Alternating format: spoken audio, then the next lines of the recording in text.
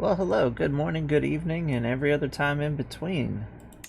Sorry we haven't been here for the last couple of days. We are diving straight into this.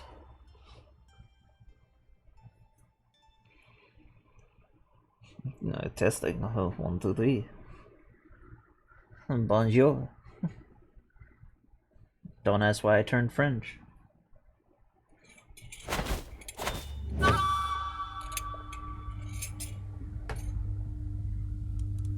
So sorry there hasn't been a couple of days of streams. I've been completely captured by the little game called Starfield.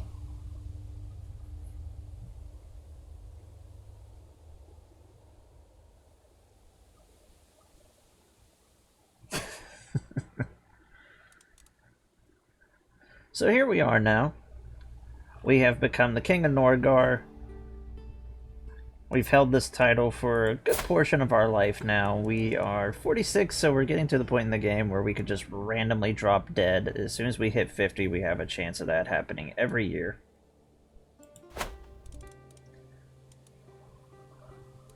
Denmark has almost formed. And Ragnar Lothbrok and his glorious mustache over here is slowly forming Sweden. And going out and being a general pain.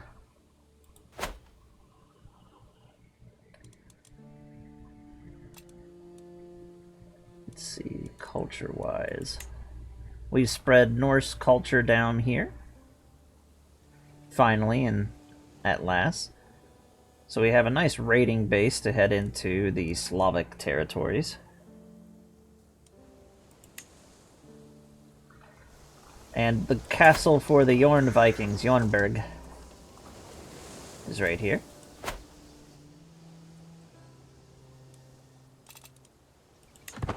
And we're going to continue with our nice slow play.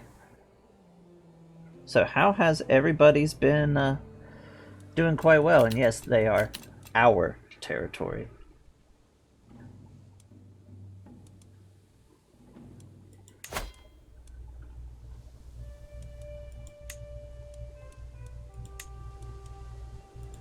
They're capturing this area by themselves and turning it Norse.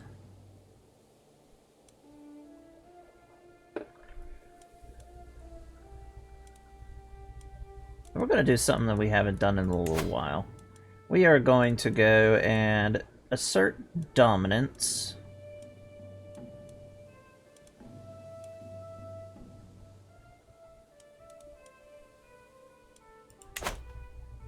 Over these guys. I want these islands, and we want to get rid of some of our sons.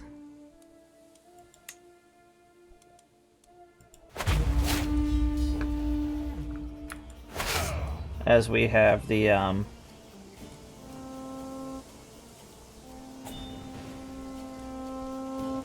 yes, that is how we regularly assert dominance.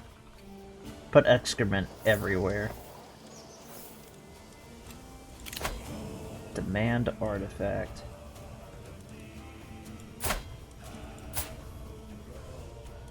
It's gonna decline. Come and take it. I properly borrowed it.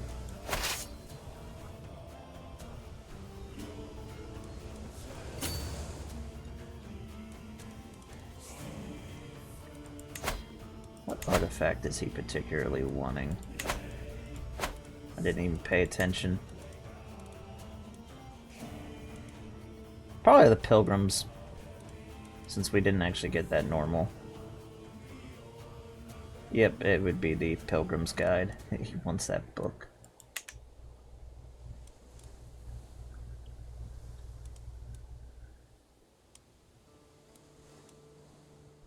And the Anglo-Saxons are still being Anglo-Saxons. Though one of the Anglo-Saxon kingdoms has fallen to Kent. Surprisingly, Kent.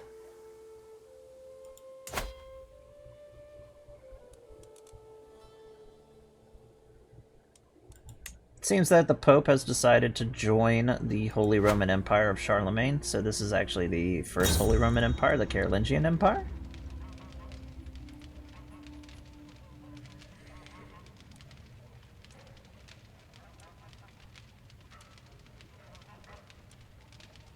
Yeah, it's their loss. The Eastern Roman Empire is fighting a civil war. It's tradition. It's also ruled by a child. That's not going to be an issue at all. And the long ships are underway.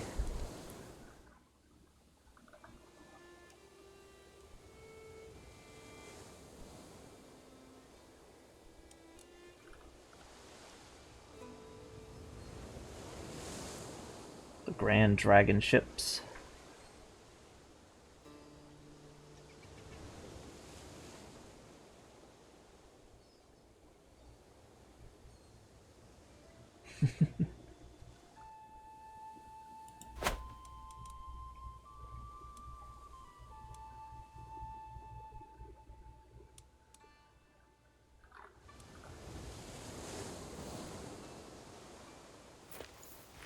And look at this, they got their little army out.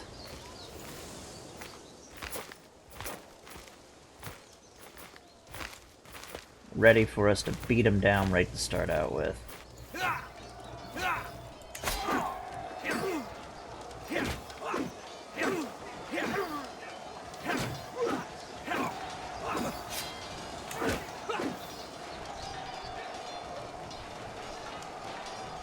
And into Crusader Wars.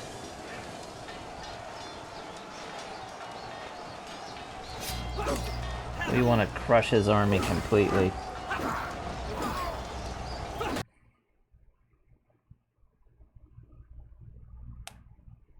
That's alright, Queen. Perfectly understandable.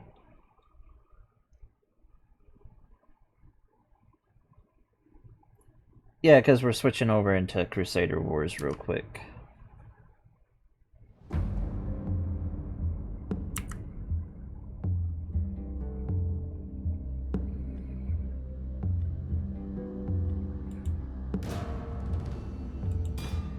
It's the mod that lets us fight our battles in the Total War engine.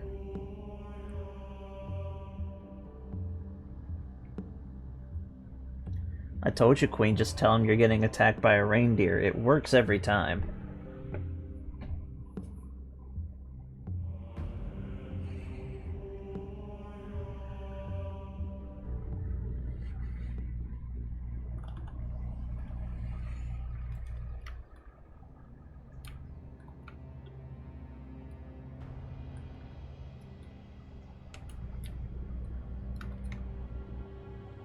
See a riverway over there.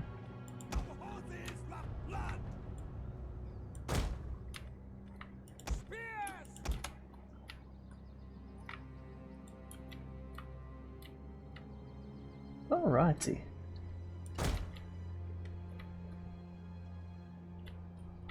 Let's have the weaker strength unit back here, along with this one. And this one.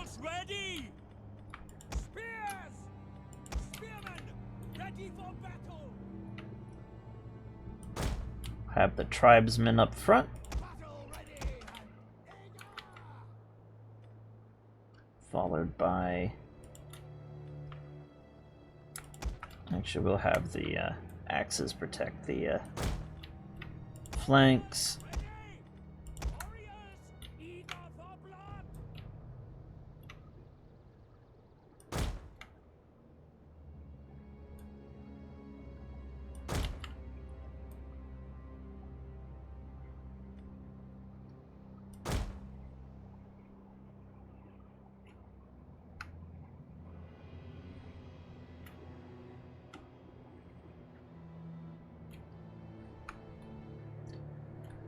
A single combat, unfortunately, isn't available for this, but it would be interesting.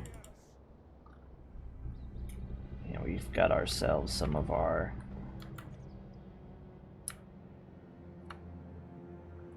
secondary troops, which are our holy, basically not holy order, but the event troops. We hunger for blood and battle. Place them here. We'll kill them all. Warriors eager for blood. Place our elite infantry back here. We'll have our knights over here, and the king right here.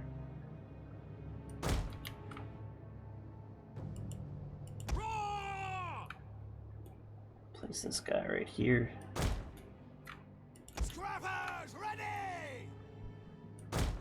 And we'll have our axemen kind of like this, just so they can run out and form a shield wall on the flanks. How you doing, Arcane?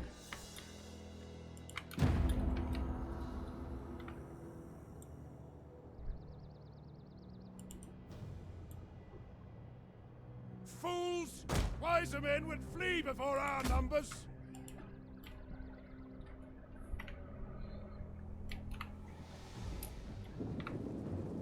Alrighty, let's get these little guys out there and smack them down.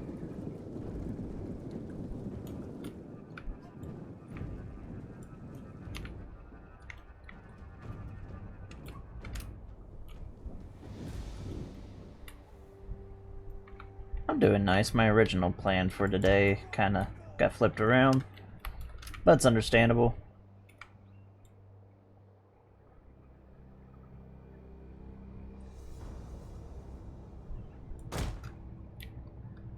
Cool.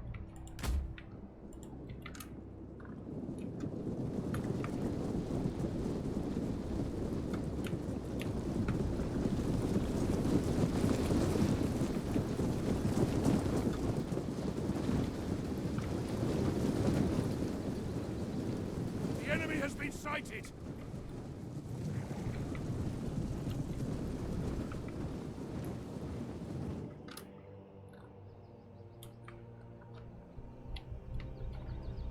These will be my islands.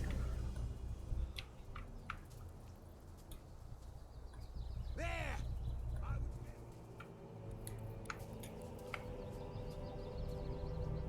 This is a good place to die. Better place to fight. I will kill any man who shows fear or mercy. This is my day of glory.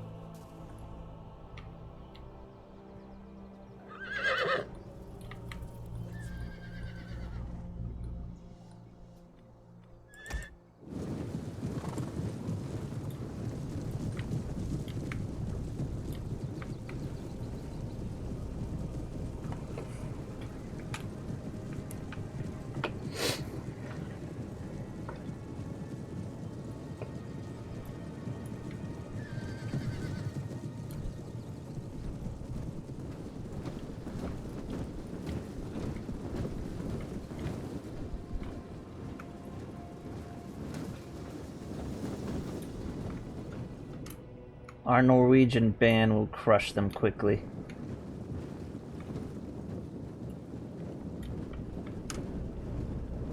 Battle ready and eager.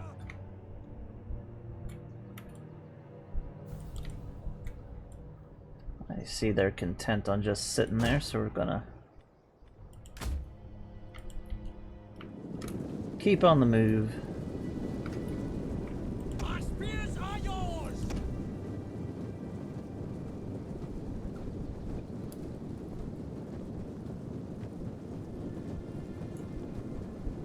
I'll have to keep that in mind. I do have it.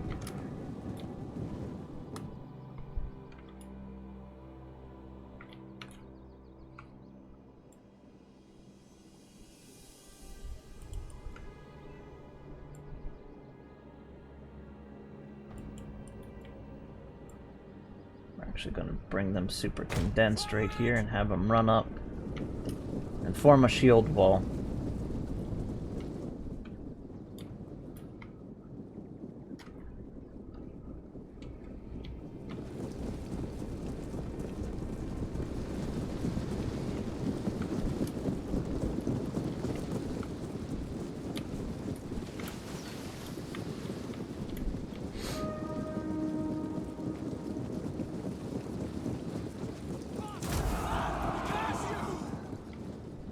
Get your shields up.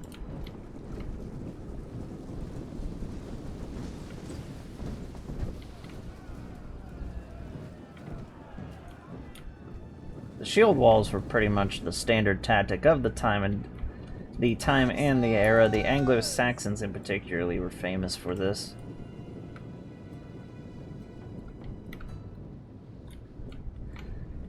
Even though the Norse are depicted doing this quite often, there's actually no evidence for the Norse doing the same. Battle ready and It's just eager. assumed that since the Anglo-Saxons did it a lot,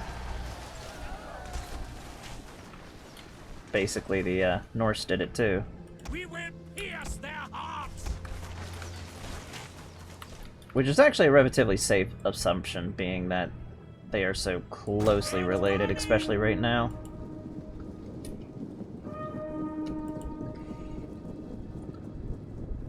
If they're content on letting us just have a shooting match.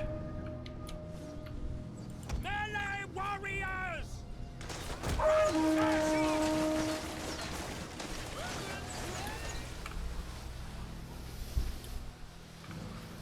I don't know what those guys did.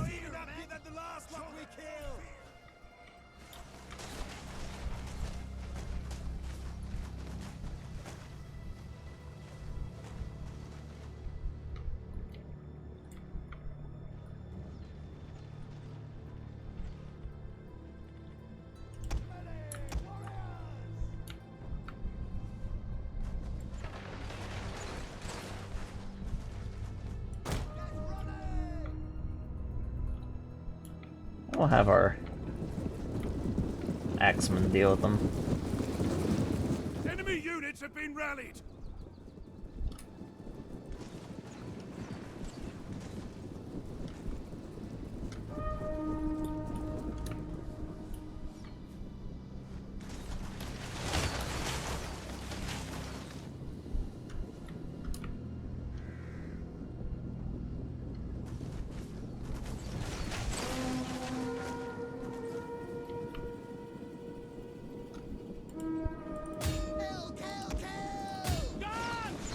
And a proper scraps beginning.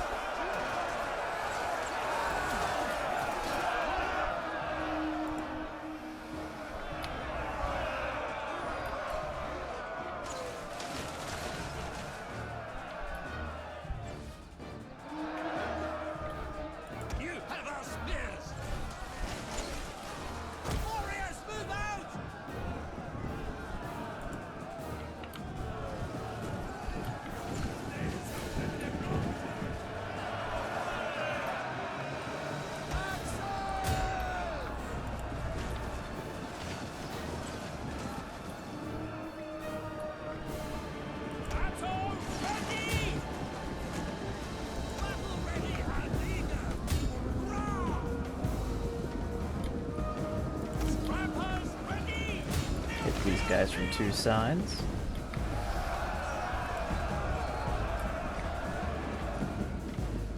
Missiles ready. Fire on them. Archers. Fire on them. Hit their king now.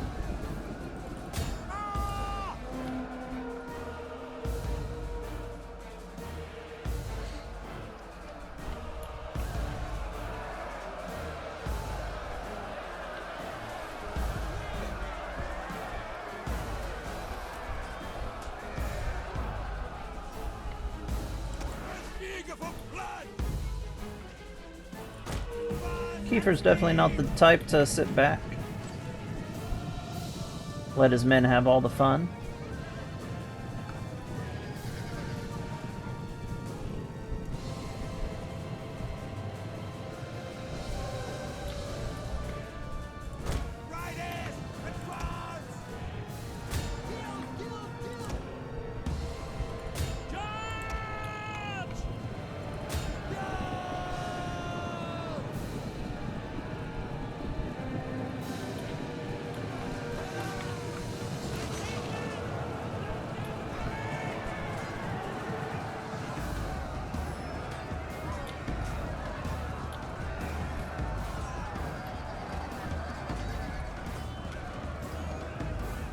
Horses were never very common in Norway, but in Scandinavia in general, to be honest. Enemy units have returned to the battle.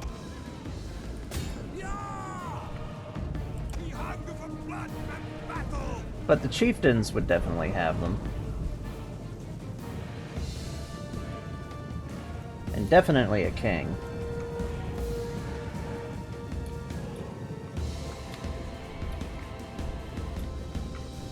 The general has been killed. Excellent. These archers are running away, so they will definitely not be Valhalla bound.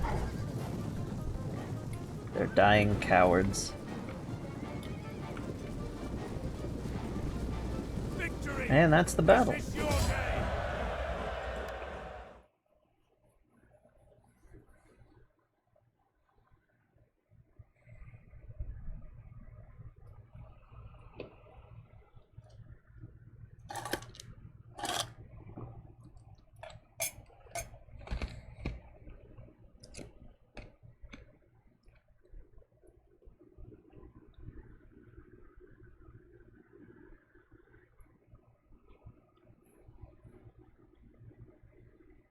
Nom nom. Yeah, sorry. I have a bad habit of needing to chew on ice every once in a while.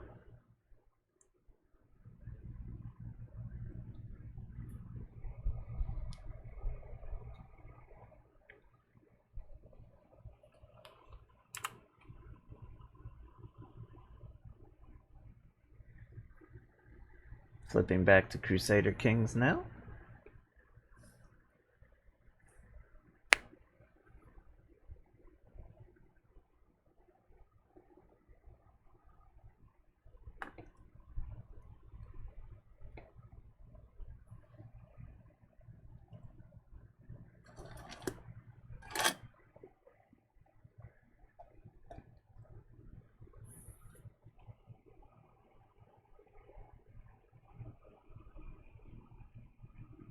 Yeah, ever since I was little. Messed up the back of my mouth, so every once in a while to calm it down, just need to break some ice up.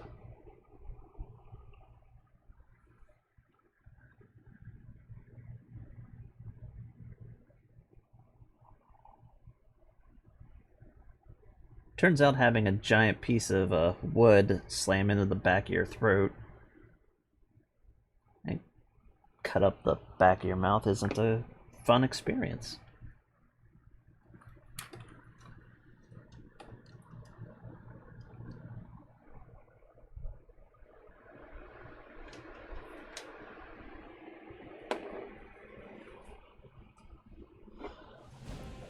It really is.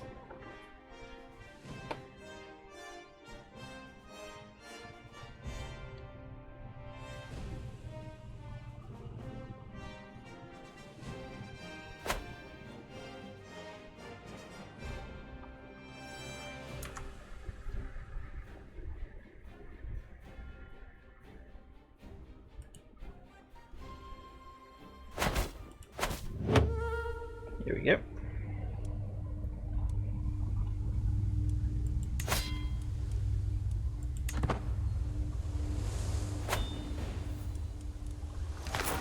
And we absolutely annihilated that army.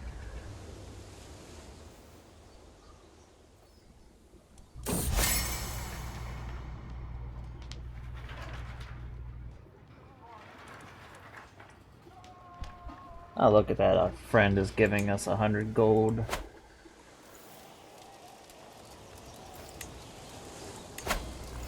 Once this island falls, the rest of the duchy should become part of us. All we'd have to do is just take off this last little area of the Picts. And we can start migrating Norse settlers to the northern islands.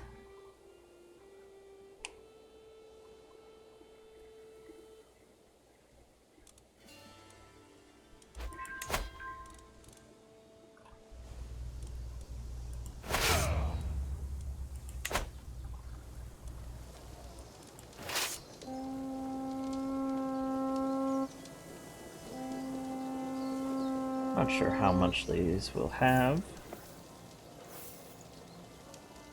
We'll find out.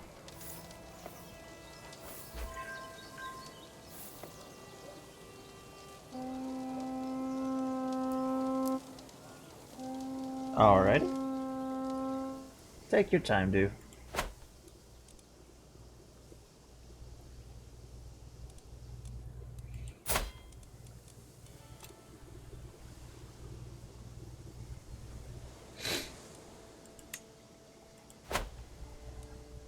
We're starting to approach the year 800.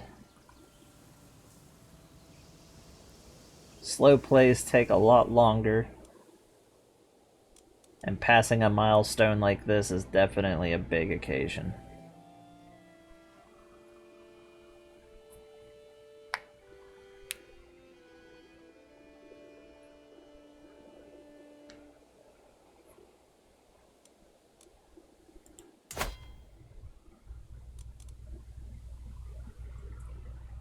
I'm still tickled that Charlemagne has actually gone out and done his thing.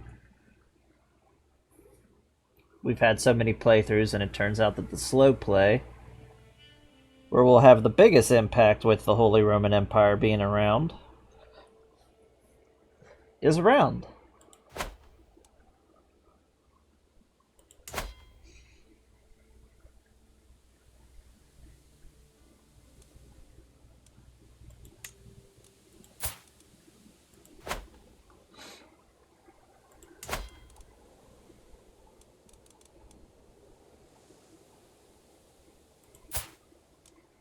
And here is a historical King of Wessex. This is Edbert. He is a legendary character.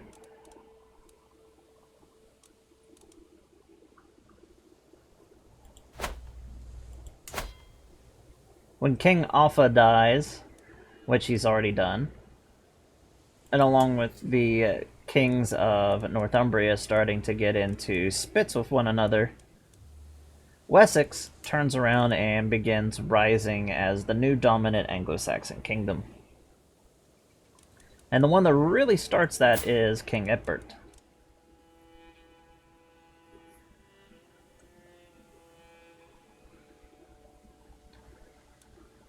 He will start off by conquering Esther and moving to capture the kingdom of the South Saxons, which he'll have to pull away from the kingdom of Kent.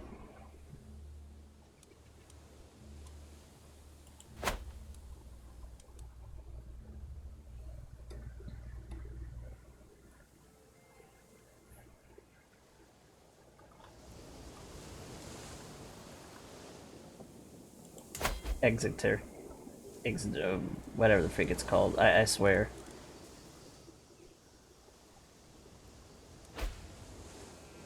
It's fun not being able to say things sometimes.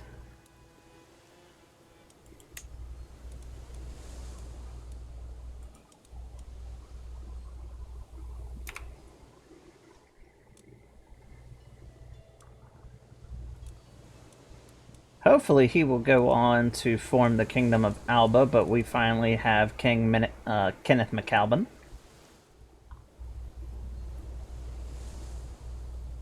He's definitely the closest to doing it.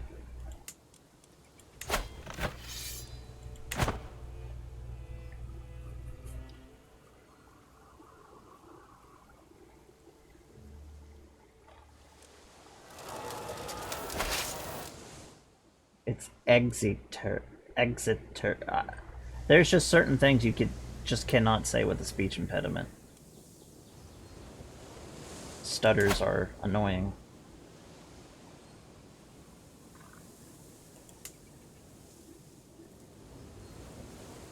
I think I mentioned it before, but City of Wonders, I really like the Celtic group for the hill forts and stuff.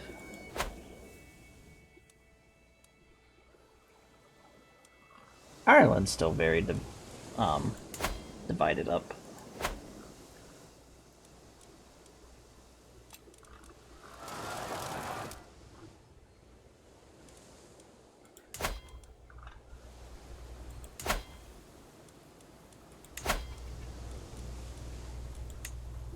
Independent Norse lords have come in and started actually making a permanent settlement here in Iceland. But the original Irish covens are still around. Well, one of them. And a proper Irish community has formed over here. But once we finish this siege, which is just about done, this should be the rest of this war, and we can begin pushing to grab Iceland.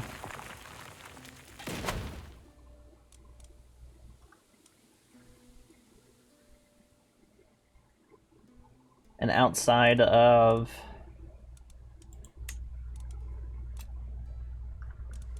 Giselan,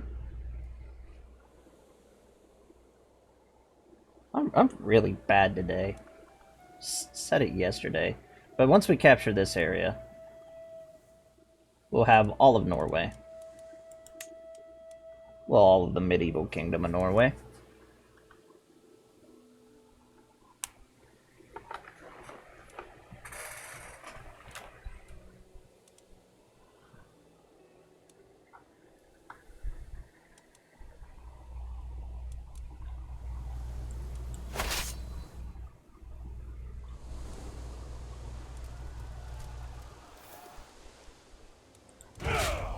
I was hoping for a little bit more of a band of soldiers than 100 for reinforcements.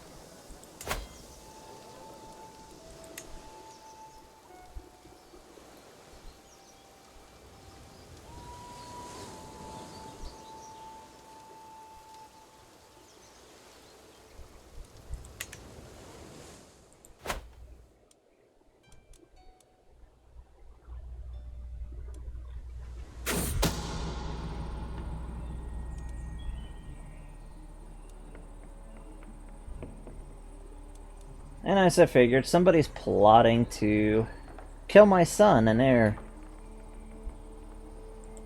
Sigurd. And it's probably one of his brothers.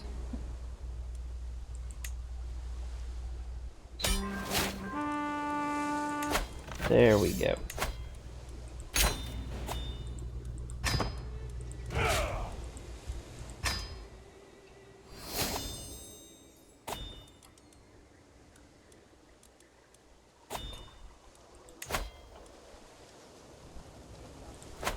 And now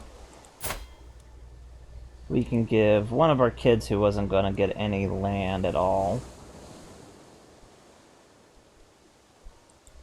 some territory.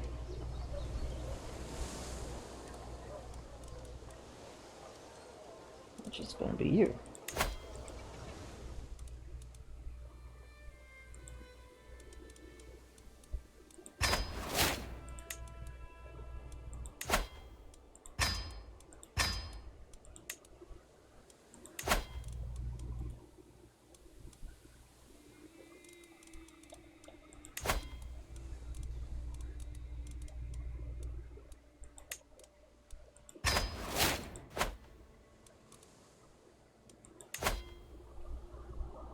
With our sons that aren't going to receive any land, which is basically anybody who isn't these four,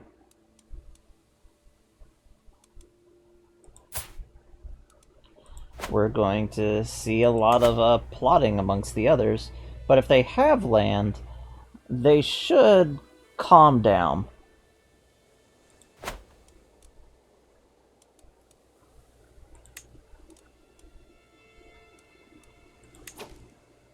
Cool, just give me a quick second.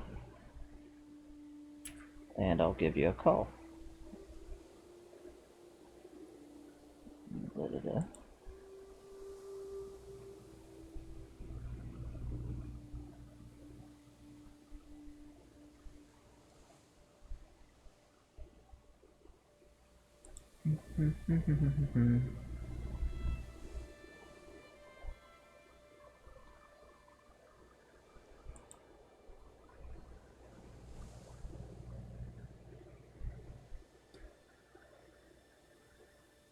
Yeah.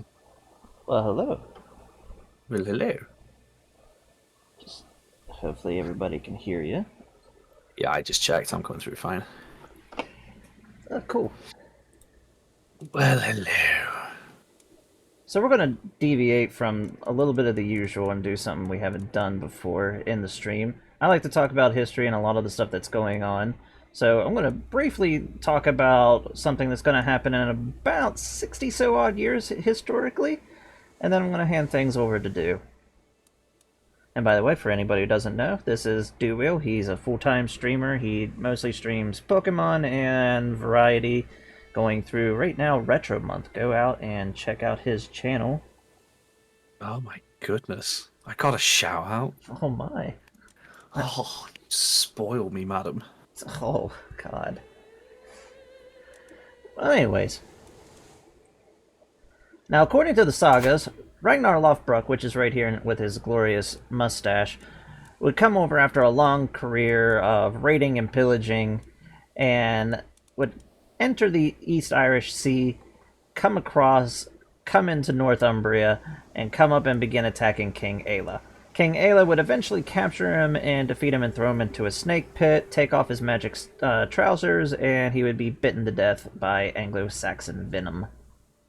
Yeah, standard. Yep.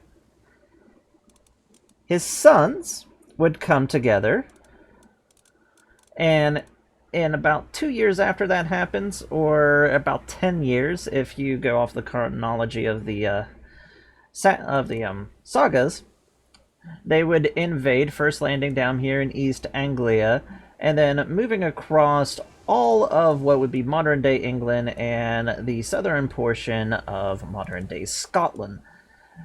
They would first topple the king of East Anglia, then they would go up and capture modern-day York here in Northumbria, which Northumbria would survive in a small rump state in the northern section here in Scotland. and would eventually reunite with the rest of the Anglo-Saxon kingdoms later on. The Great Heathen Army, as this would be called, would then swing down and come down to the south and topple the Kingdom of Mercia, and would begin a very long, drawn-out fight with the Kingdom of Wessex. Eventually, this would come down to a standstill, and the Danelaw would be established, where it's basically an acknowledgement of the rule of the Danes in the areas that they had conquered, which is roughly right about here. So most of Northumbria, let's see. You're trying to learn your counties. Oh yeah, there's that. I was just reading what Queen said. Bye, Queen. I'm just bothered that Kent is still alive, because Kent usually gets eaten. Screw you, Kent. Nobody likes Kent except people from Kent, and even they're not fond of it. Oh, but I'm going to turn this part over now to Du, who's going to talk about the impacts of the long-term presence of the Danes in England and the impacts on the English language. It's almost like I was an English teacher or something. No. My goodness. Yeah, so you know how you said they originally invaded East Anglia? Mm-hmm. That's where I'm from, coincidentally. That is coincidentally where I grew up. I grew up in I grew up in like East Anglia, that sort of area. So East Anglia, Lincolnshire, it's kind of always been a little bit of like, where's the border? Where do we draw the line for the border between Lincolnshire and East Anglia? So it's a bit. So see where it says Lindsay? Mm-hmm. That is Lincolnshire now, which is where I grew up. I think if you zoom in just enough. Yeah, you got Lincoln up here. But yeah, there's Lincoln, which is basically the only city that's in Lincolnshire. But if you hover your mouse on the River Ludd, which is the river that's going through there, you see that little patch of trees along the river. You sort of go, yeah, around about there. So where that just to like the right. I wish I could click on your screen. So where Lincoln is, on that side of the river. If you go like 2 sets of forests down, there's like a little forest on the right side. That's roughly where I grew up, because that's I grew up in Louth, which is also definitely not a Viking area. But yeah, basically Lincolnshire and East Anglia have so many places that were made by the Norse, by the Vikings, because anywhere that sort of ends with like B, like Grimsby, or has Thorpe in it, like Scunthorpe, which are all in East Anglia and Lincolnshire. All of those were made by the Norse, by Vikings. Basically, once they took there, they just sort of spread. So, like, a lot of the English language comes from Viking influenced areas, like the Old Norse, basically, because the thing about the language is Old English and Old Norse, they have the same root. They're Germanic, just like modern day German and Dutch and all that kind of thing. They're all Germanic, and so it wasn't very hard for that language to sort of like become part of the general language that would become English, because basically it was very easy to take words from their language and integrate it into Old English, because same root language, so it tends to share the same grammar and all that kind of thing. That's why somebody who speaks English can pick up quite a lot of words from someone speaking German. That's the whole point of a root language. We've all got the same root, so you know, Monday in English, Montag in German. I don't know what it is in Norwegian, but I know it's very close to Monday as well. You've got the obvious things that everybody knows, which is Wednesday is named after Odin, Thursday is named after Thor. So you've got all that kind of stuff.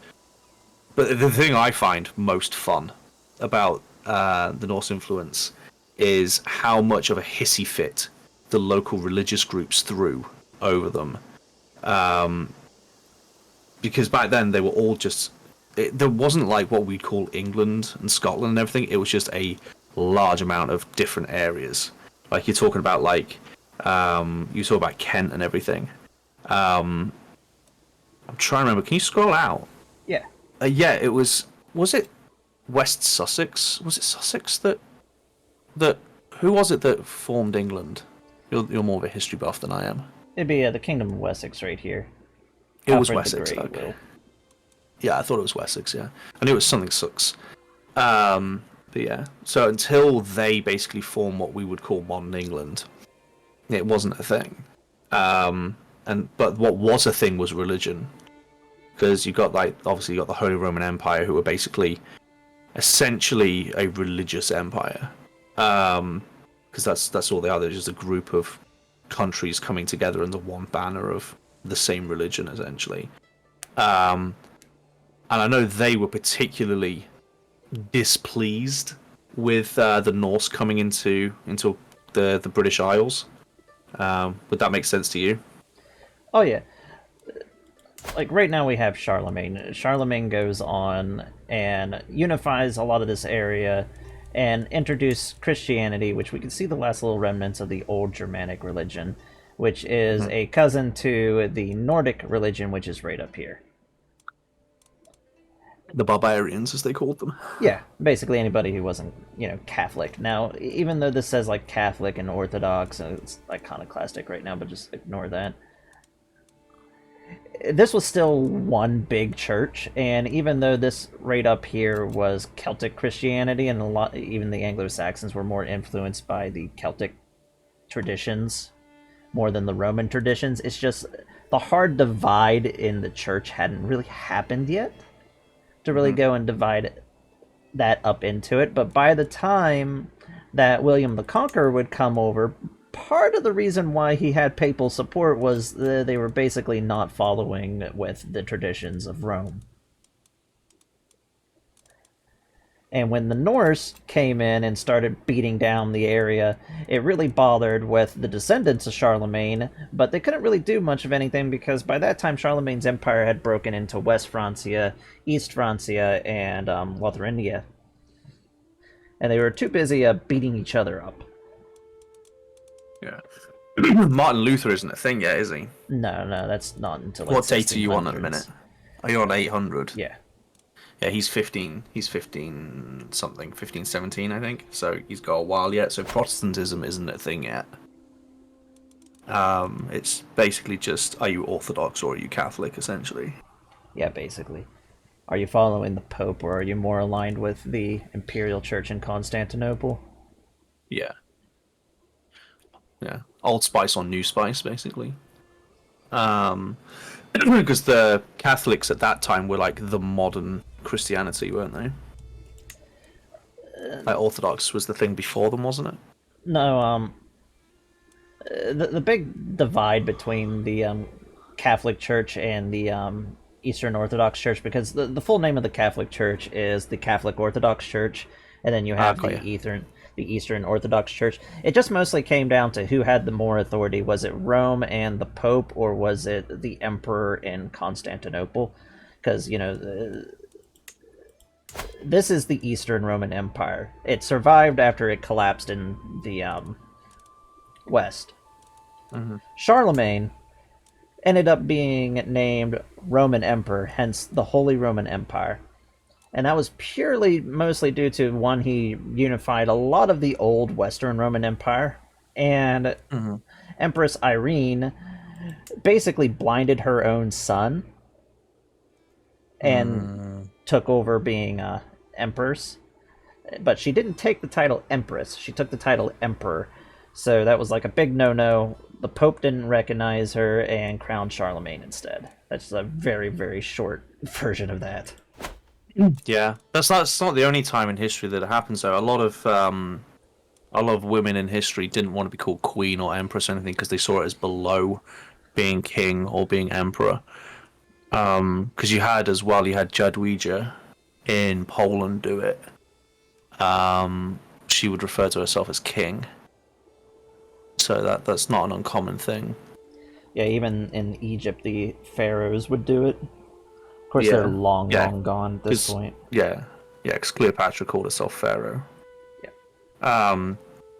But yeah, basically, basically the church, or what part of the church that was in England at the time, it was exclusively Catholic, but they had sort of like they'd essentially removed all like barbaric religions, basically Druidism and stuff like that. They'd removed it to almost extinction at that point. And then along come the Norse, and the Norse don't follow Catholicism. They have their own set of beliefs. They have their own things, and they just rubbed them up the wrong way. And so every single thing that the Norse did, they called it blasphemous. They called it diabolical. They made it seem like the worst thing imaginable, including some really weird things, because it's quite a well documented thing that women in the British Isles really liked Norsemen. Like, they liked the look of them and everything. Like, they thought they were very handsome and all that kind of thing. And it's literally because they cared for their appearance. Like, they bathed regularly. They put oils in their hair to keep their hair healthy. They shaved, then trimmed their beards, and they made themselves actually presentable. And so, like, it was just hilarious, the amount of things that, like, it was essentially like the equivalent of somebody coming across who is like better looking than you, and you going, right, well, we can't have that, so let's just make everything about them horrible. I'm actually glad that you brought that up, because something that's always depicted, and it really comes exactly from what you were just saying, is the Norse are always depicted as being dirty, bloody heathens, unkept. They are. They really weren't. Yeah, they were They're great hygiene. obsessed with keeping themselves looking nice and otherwise. Yeah. They would bathe before battle. Mm-hmm. Like, they would bathe before battle so that they were clean and ready and all that kind of thing. Like, they bathed constantly. They had a very similar tradition to the samurai, where, you know, if they were to be killed in battle, they wanted the person that would kill them to have a pleasant experience in it, which, you know, having a pleasant experience while you're butchering somebody is a completely different concept, but still. It's an odd mind. Basically, they were like, if you're gonna kill me, I want you to kill me when I'm looking my best, and that kind of thing. Like, it's a pretty funny way to look at it, but like, the Spartans did it as well, like, with like the oiling themselves up before they fought and all that kind of thing. Like, it was very much a thing that, like, you kind of see it with like warrior-based civilizations. Like, they tend to care a lot about their appearance in battle and things like that. Very much. But basically, that and many other things led to essentially the church labeling everything that they do as barbaric and diabolical and blasphemous and all that kind of thing. And so, the beautiful thing about the English language is it's a language that steals. It steals anything that has already got a great name or a great phrase or a great whatever. English just goes, we'll have that. That's why when the French created the word cafe, we were like, well, we're not going to change that. We'll just call it a cafe. You know, like baguette. Okay, cool, it's a baguette. You know, we're not going to create our own word for it, because what's the point? It's already got a perfectly good word. And if we find a phrase that we like, we'll take the phrase. And it's sort of like, it's why English is such a powerful language. It's because it constantly adapts and improves and changes. It's why there's so much slang in English compared to other languages. It's because we're constantly evolving, constantly stealing from other languages, constantly taking the best parts of other languages. And the Norse had some fantastic language. And one thing that is one of my favorite bits of like historical trivia is that a lot of what we would call swear words, which were basically just the church saying these words are blasphemous to say, a lot of our swear words from that period of time come from regular Norse words, because the Norse, instead of saying I need to go to the toilet, or I need to wee or whatever, they say I need to piss. Piss was their word for urinating. shit was their word for defecating. Like that was their words. And so any of those regular everyday words that they used suddenly became blasphemous, sinful words. And so a lot of our swear words, if you don't, am I allowed to say them? Is all right. Oh, you can go off as. I mean, we were talking about sacrificing babies the other day, so. Fair enough. A lot of their words, I'm just gonna gloss over that statement. A lot of their words like piss, shit, fuck, all of those words that we now consider swear words, that was just their word for it. So they wouldn't say we're gonna go have sex. They say we're gonna go fuck. Like, but because of the church's desperate attempt to make them seem like heathens and sinful people, they made their words basically words that if you're a true Christian you'd never utter. And so that's where sort of like the idea of swear words actually comes from, because there weren't that many. Because until that sort of point, what was there really apart from taking the Lord's name in vain and things like that? The Norse very much created modern swear words just by existing, basically. Oh yeah, them coming in. I mean, and don't get it wrong and going with the romanticized version. It was still quite brutal. Like they're common for taking women and other wives, and forcing them to be their wives. The whole North Sea slave system was driven by the Norse, which it ran all the way from Constantinople, taking from like the Arabs. The Arabs would take a whole bunch of them, then they would find their way all the way up this way in Scandinavia, go to Iceland, then back down. Basically a test system the way we've seen like later on over here in the Americas. Oh yeah, they were absolute pillagers. Like they would take and steal and everything, but that was just that's what you expect from a warrior race, essentially. It was just their way of life. You had to take people and offer up, because one of the things that we have here is the decision. Well, it's now an activity. They've updated it, but this is like the grand rites for the Norse and otherwise. This is a giant festival to all of the Norse pantheon, and a big part of this is human sacrifice. And one of the best sacrifices you could take is a king. It's how come they did the blood eagle to I forget which one it was, to one of the sons of the king who killed Ragnar Lothbrok. Yeah, so if you've watched the TV show Vikings, which obviously is traumatized, but it's pretty good, they do a blot. They do a blot where they were going to sacrifice somebody, but as a result of the priest that they brought across from England, as a result of him fucking it up, basically, somebody that was kind of close to them actually ended up being sacrificed as like a way to make up for it, because they were a more valued person. Because, like you say, the higher the value of the individual, the better the sacrifice, essentially. Yeah. Like, I believe it even says in that, or it does in one point and otherwise, the old ways demand blood, and the highest form of blood is that of royalty. Yeah. So a lot of their raiding, like, they would target the Lord's areas, because they've got to take... They want to take, powerful people. There was that, and they wanted to take Christ gold, as they referred to it, and offer it up, because it was weak and easy targets, and they viewed it as taking from their rivaled religions, gold. Yeah. And interesting thing, so it's actually there's actually a genuinely good reason as to there's a genuinely good reason as to why they went for East Anglia first. Because you'd look at it and you're like, well, surely like Northumbria would be more sensible, or things like that. Back then, there was a lot of like, that's Scotland sort of thing. That's the Celts and those sorts of people. But also, it's actually, in terms of geography, the sea journey, the sea voyage between East Anglia and what is now Norway is actually really, really... It may not seem it. It seems like backwards to think of it. That's because if you look at the map, it comes down this way. The way it sort of paths is, it seems wrong, right? Because it's further away than Northumbria. So why wouldn't you go for Northumbria? But in terms of the journey, it's actually easier. It's actually easier in terms of currents and all that kind of, and the weather and all that kind of thing.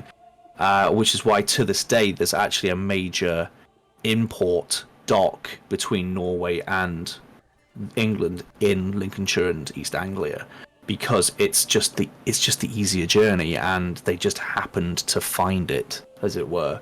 That's why, like, because again, I know it's the TV show, but a lot of people have seen the TV show, so it's a good reference point. The whole thing about Ragnar on the TV show Vikings finding his way to England is like he found a way that was easier to get to, and everybody else up until then hadn't succeeded, and blah blah blah. It's just because he happened to find the best sort of path, essentially, which led him to, I think it was East Anglia, wasn't it? That it led him to, or was it Northumbria? Eventually he would end up in Northumbria, but I think he originally raided in East Anglia. Yeah. It's been a while since I went and watched the show. But no, like, the Great Heathen Army, it gathered, like, we don't know exactly where it gathered up, because a lot of the sagas are also just a bunch of myth, in the best way to go and put it. But we know that the majority of them were Danes. Mm-hmm. There were some Norwegians.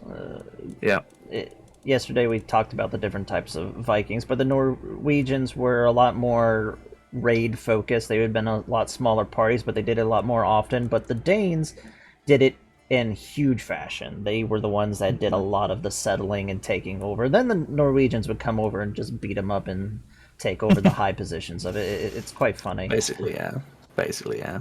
It's why Norway technically owned Iceland and Greenland. It still owns Greenland to an extent at the moment, doesn't it?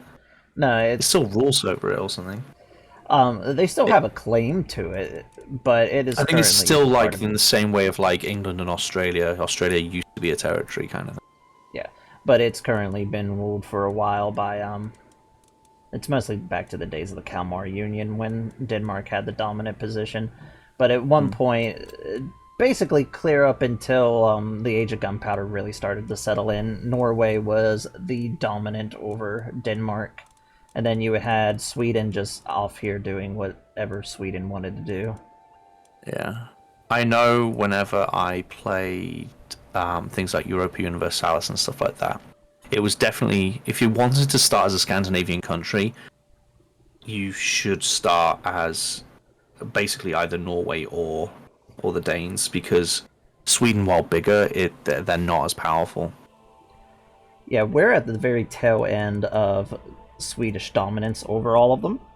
Mm-hmm. Of course, we're a little bit different because we've taken over and formed Norway a heck of a lot earlier than what had historically happened. Because you're also further back in time than Europa Universalis. Yeah. Basically, who would have been Ragnar's father, Sigurd the Ring, went and formed the Kingdom of Uppland, which you could say this is the earliest version of Sweden, because it's the Kingdom of Uppland that would go on to ratify the rest of this area into the proper kingdom. But before that, the German migrations that we all associate as, these were definitively German that went into the Western Roman Empire, the Goths, the Vandals, all came from roughly this area. So this whole area was basically just dominated by the Swedes, and it got to the point where they were just pushing other people out in their bits and pieces of power. The Lombards, which are currently down here, even they originated up here in the same region before migrating all the way down. They would take up a lot of the German culture that was in and around this area, but eventually, as their movements were going on, it left a power vacuum to a large group of people going across the steppe, which was the Huns. So the whole thing with the Western Roman Empire collapsing mostly just comes down to a whole bunch of coincidences that led to a perfect storm. And we're still feeling the effect of that up to this point in the years in the games, which is roughly about 400 years later. Accumulating in Charlemagne, the Anglo-Saxon kingdoms are like going through as I mentioned a little bit earlier in the stream, Wessex is getting ready to take the dominant seat in the rule of the Seven Kingdoms. I can't think of the actual name. I think it was like the Tetrarchy, not the Tetrarchy, but the whatever it was called. I'll probably think of it later. And it's actually this dynamic shift that even allowed the Welsh kingdoms to survive, because at that point Offa was just beating them up and was verged to conquer them permanently. And then he died. And then he died. Yeah. It's just how that goes. Like, Offa's Dyke was primarily created whenever his health started to go down. Sorry, dyke means something different in British English. Yeah. I get It's a it. ditch. Yeah, it's a ditch. Which is surprising that even today that there's like a clear place where, you know, the ditch was. Just like how in now I hate how Ck3 depicts it, but like Hadrian's Wall today, only a certain section of the wall, which was like the down portion of the wall, was visible. It would have been a lot more recognizable during this time frame. There would have been more sections of Hadrian's Wall, as Northumbria would have continued on and Strathclyde would have continued on, taking pieces of the wall and building their settlements around. And the Vikings would do it. Actually, a lot of I forget. There's a whole area that they build up somewhere in and around here, which would become not a major settlement, but eventually it would be eaten by York, which is somewhere around here. There it is, just before it That's became Yorkshire. York. Yeah. Yeah. But they would bring a whole bunch of it, and when they look at like the churches, etc., that were built by the Anglo-Saxons after all of that, because they tore it down, all the Nordic structures that were built with it, they looked at it and it's a whole bunch of pieces from Hadrian's Wall, because it has like the old legionary stamps and stuff on them. Mm-hmm. And even something that's become more apparent recently is, okay, the Anglo-Saxons most likely invaded. We don't believe it's as bad as it used to be, because we now know that the Norse had actually brought out a lot of the hiding, what would be the Brythonic culture that was still here at the time, and actually brought them up. And a lot of it would have been in and around this area right here, which is at this time primarily swamps. It gets drained in the 1700s. But a lot of communities that were hiding here were brought out by the Norse, purely because they weren't, you know, beating them up like the Anglo-Saxons were. What? It's like, look, you'd be relatively nice and bring them in. And this basically triggered off a bit of a run, and the Norse that were here would combine with the Anglo-Saxons and the Brythonics to basically form Anglo-Norse as a culture group, which would be a lot more here in the north in its long-term areas. And today, it is mostly you can mostly feel it as people from southern England and northern England are quite a bit different in the way that they speak. Not quite like, you would know this better. Like, the accent is a good bit. The accent for what, sorry? For people in all in the different places. Yeah, people in northern England and southern England, like the difference between the two, just how they sound and speak, that's also from the Norse. Just that Nordic influence. Yeah, basically, there's a bit of a thing, a bit of a stereotype that people from the south sound more posh, essentially is the word that we use. They sound more... they sound more proper. And it's you can blame the Norse for the whole bread roll debate, yeah.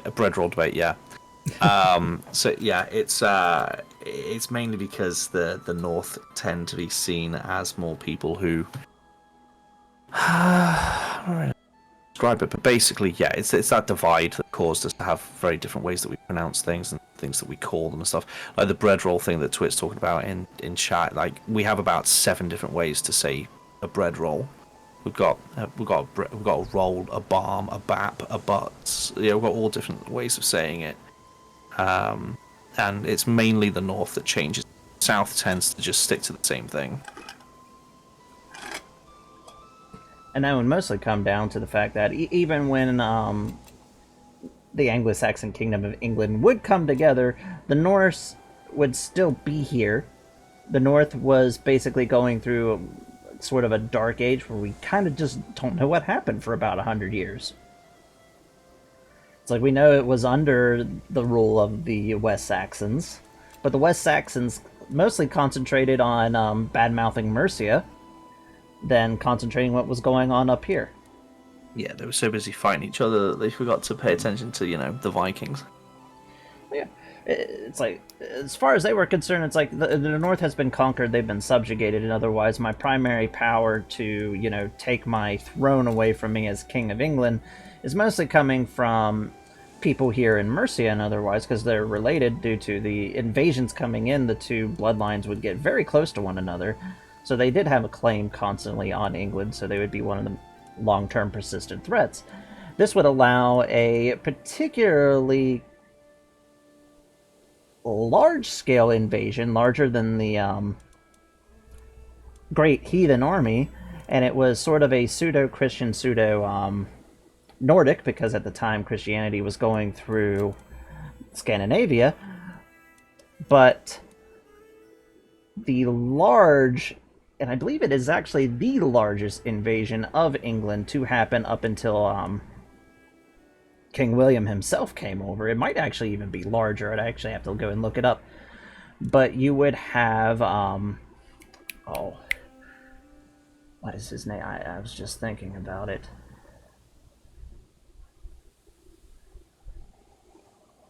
So, King Bob. Name Bob. No, it's the king. It's basically how 1066 is even set up, but it's I gotta look this real quick. Welcome to Willem Googles. In this episode, Willem Googles. If you've enjoyed this episode of Willem, feel free to. It's Canute. It's Canute. Also had to plug you, but alright, fair enough. But yeah, Canute. Yes, William P.D. It's like I gotta just sit there and go through and figure out. Sometimes I'll make notes for these, and sometimes I'll just go off the top of my head. We'll see how that goes and works. But no, Canute, as they would be fighting and kind of, debating amongst themselves, even though they were quite stable and fighting off a whole bunch of other smaller raids as the Nordic era was still going on, Canute would come down, ride the currents just as they did before, and would land right around here and go right for the center of Anglo-Saxon power here in Winchester. And this would mark one of, I think, 2 times, because technically his father actually did it beforehand, and then he came back and did it. So this would be the 2nd time that England was actually ruled by a Dane. And eventually, Harold Hardrada would come down, being a descendant of Canute, and would have his famous battle at Stamford Bridge, basically trying to reform the North Sea Empire. And some random person named William would then cross over, because he was just waiting for the winds that were blowing towards Normandy to actually basically blow from Normandy to England. And then the Battle of Hastings happened. And then the Normans... Which is like the only date that every British person around the age of 30 and up knows, because there's there was an insurance company called Hastings. There it is. Twit's already saying it in chat. There was an insurance company in the UK called Hastings, and their phone number was the date of the battle. They were then they'd just go 0800 00 1066, and so everybody knows it's 1066. Yeah, 1066 was a very important day for England, just because you had two massive invasions. You had up here in Northumbria, you had Harold Hardrada. He came down, basically went right down the coastline right here because he gathered up a lot of his forces here, gathered up some forces from what would be modern-day Scotland, at the time it'd be the Kingdom of Alba. Came down, met with a claimant to the throne, and started heading down the coastline. Eventually got back into it, captured York, came down the Stamford Bridge, and yeah, he died. He died. I love history. Yeah, he was this awesome guy, and then he died. Oh yeah, he's the last great Viking. He went on, basically was head of the Vanguard Guard here in Constantinople. He fought the Normans here in southern Italy, back and forth, married this famous princess in the land of Rus, came back, conquered Norway, conquered Denmark, came over to invade, to reforge, the North Sea Empire, collect the third and final throne for the titles, and then he died. And while that was all going on, you had literally standing on the coast right around here, just William the Conqueror, at the time William the Bastard. He was just waiting. He actually got so frustrated that he left and his fleet just got blown right back onto Normandy because the winds were quite harsh for like 4 months. And as soon as the winds turned back, it was right shortly after the battle had happened, and the King of England at the time actually ordered all of his men to go apart because it didn't look like the winds were going to turn back anytime. And it's also sort of amazing, like, what the Anglo-Saxons did, because... So I was just laughing at it. I bet it was dysentery. It's always dysentery. It's always dysentery. Yeah. Like, the Anglo-Saxons dispersed their army, then got word that the Norwegians had landed up here, brought their army back up, force marched all the way up, had a victory, did the same thing again, pulled all their army back together, and then marched down to Hastings. And if you can just imagine how quick that had to have traveled and get everybody to regather up, because you had your peasants, you had your mercantile, you had your proper knights.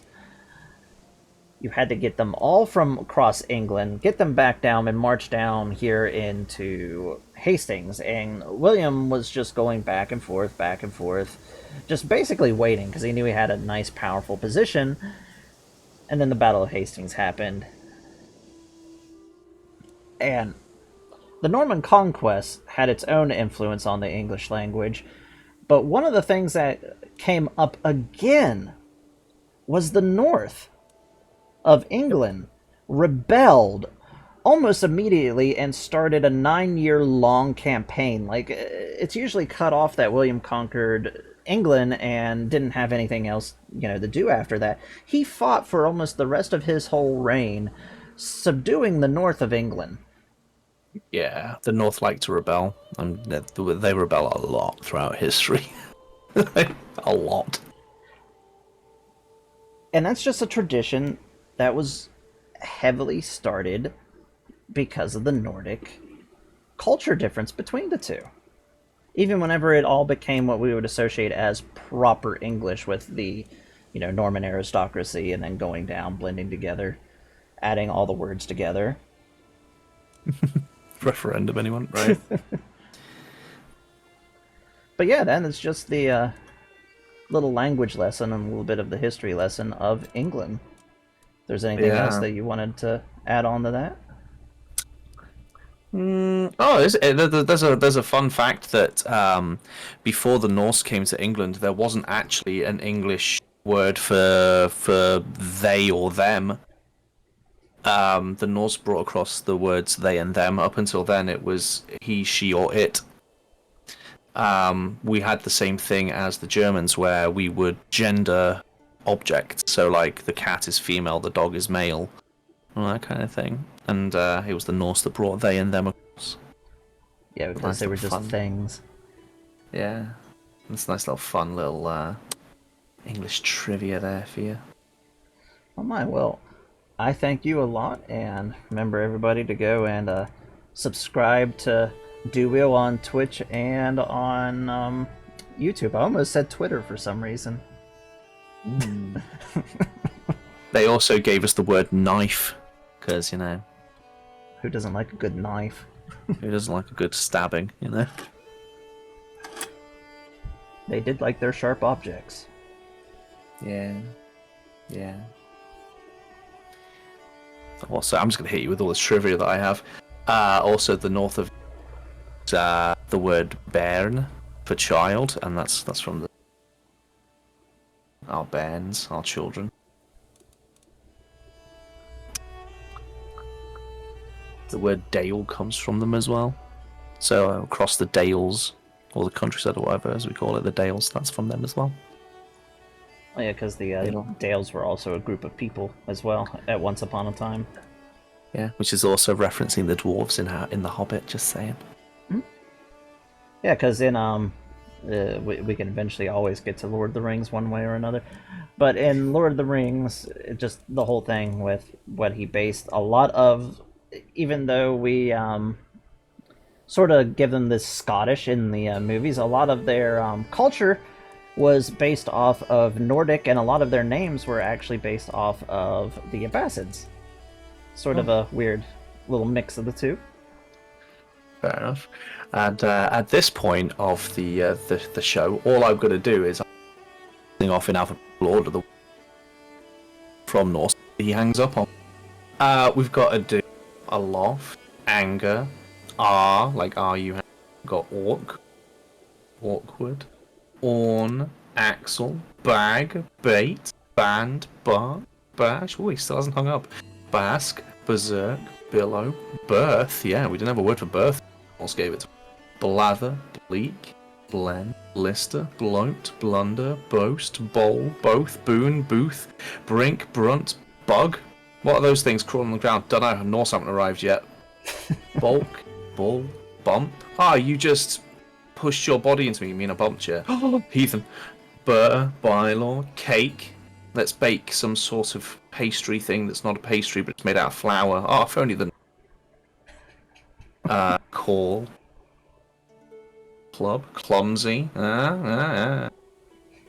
just thought they were drunk all the time. Now they're clumsy. Cog, cozy, ball, base, creek, crook, cur, cut. I'm only on the letter D now, and he's still not hung up on me. Dangle, dank, dash. I'm enjoying myself. Dash, dashing, dastardly, daze, die. Yeah, I didn't have a word for death until they gave us it. Dirt, down. Well, we did, but we had a worse word. Down, doze, dregs, droop, dump. Gonna go take a dump. Yep, that's the Norse. Egg. What's that thing that just plopped out the chicken? Some sort of like stone? Nah. The Norse call it an egg. Equip, fellow, filly, firth, fjord. That kind of makes sense. It's fjord. Flag, flaneur. What's flaneur? To wander aimlessly. Yes. Flat, flaunt, floor, fleck, fling, flit, flow, flounder, fluster, fog. Yeah. Just got a bit blind out there. We couldn't figure out what was going on till the Norse told us that's fog, mate. Fro, freckle, gab, gad, gag, gate, gale, gang, gap, gape, gasp, gaunt, gawk, gear, geld, gelding, get, easer. Gift, gill, girth, give, glitter. They did like a bit of glitter, those Norse. Gloat, gosling, grovel, guest. Someone's turned up to my house, I invited them. Sorry, guest, that's what they are. Guest. Grovel, guest, gun, gust, haggle, hail, hank. As into like honk honk. Happy, harness, haunt, haven, hit, how do you do? How's it hanging? Husband. This guy, I'm married to him. He's my I don't know. Just wait a bit for the Norse. Hug, ill. Yeah, as in doing badly ill. Irk. Jarl, as in Jarl of Windhelm. Yeah. Kedge, keg, keel, kenning, kick. The word bloody kick. Kid, kidnap. No, I mean, if you got kid, why not add kidnap to the mix, you know? kilt, kindle, knife, like I said before, lad, lag, lass, lathe, law, leg, lemming, lift, likely, link, litmus, as in a litmus test, loan, loft, loose, lope, low, lug. Oh my goodness. Was there even English before they came? Meek, midden, mink. Oh, do like a bit of mink. Mire, mistake, muck, mug. As in to mug someone. Muggy, as in bad weather. Nab, nag, narwhals, swimming in the ocean, causing a commotion, because they are so awesome. Naysayer, can't say that word, that'll get me banned. Norman, nudge, oaf, odd, ombudsman, yes, ombudsman, you know that word, if you've ever had to contact someone about our company screwing you over, the ombudsman. Outlaw, peen, plow, prod, queasy, I'm feeling a bit queasy. Race is into run somewhere. Raft, rag, ragged, ragtag, raise, ransack, reef, how is he not hung up on me yet? Reindeer, rid, rift, rig, rive, root, rotten, rug, rugged, rump, as in your booty. Saga, yeah, saga. Sale, as in to sell something. Same, as in samesies. Scale, scalp, scant, scare, scarf, scathe, scoff, scold, scorch, score, scowl, scrag, scrap, scrape, scrawny, scree, scuff, seat, seam, shrimp, shrivel, silt, skate, scary, skewer, ski, to go skiing, skid, skill, skin, skip, skit, skitter, skirt, skive, as into skive from something, bright, whatever the hell that is. Oh, scream, I mean scream. Skewer, skull, sky, skyscraper. Yeah, the word skyscraper comes from Norse. Honestly. I'm still going. Slam, slant, slaughter, slaver. Oh my goodness. Sledge, slight, sleuth, slight, sling, slob, slouch, slump, slush, slice, smithy, snack, snare, snape, snipe, sniper. He's ended the stream. I'm still going. Snub, snug, sprint, squabble, squall, stack, stagger, stain, stake, as in to eat a steak. Stoop, stumble, swag, sway, tag, tangle, take, tarn, tatter, team, turn, tether, theirs in. Who is it? It's theirs. They, though, thrall, thrift, thrive, thrust, thwart, tidings, tight, till, toft, tomb, toss, trash, troll. Makes sense, troll. Trust, as in I trust you. Tryst, tyke, ugly. Ugly! The word ugly! Alright, fine. Until, Valkyrie, obviously. Viking, no shit, Sherlock. Vol, wag, waif, as in the original word for waving. I'm gonna waif my flag. Whale, wand, your wizard Harry. Want, wassail, to be healthy. Weak, wheeze, whirl, whisk, wicker, wicket, white, while, windless, window, wing, wreck, wrong, and yaw. That's all the words they gave us. That's all the words they gave us. These are a few of my favorite things! Well, I'd like to thank you very much, and thank you everybody for coming by and joining the stream. And we'll be seeing you all later as you alligators. Bye-bye now. Now French words!